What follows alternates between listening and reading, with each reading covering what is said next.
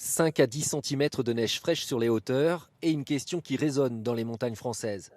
Pourra-t-on en profiter cet hiver via les remontées mécaniques? Fermé la saison dernière en raison de la troisième vague de Covid, le choc avait été violent pour les professionnels du ski qui ne veulent plus revivre une telle crise. Pour nous, c'est clairement inimaginable. Les contraintes et les conséquences seraient pour nous plus que dramatiques.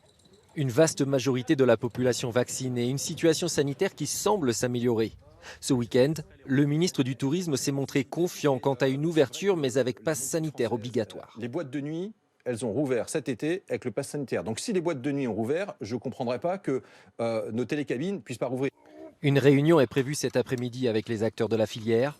Qu'on remette aussi toute la signalétique en place. Parmi leurs urgences, comment vérifier les passes sanitaires? On est vraiment en attente de la décision parce que il y a un petit peu de technologie à mettre en avant, et notamment sur la capacité de faire coïncider le forfait de ski et le pass sanitaire.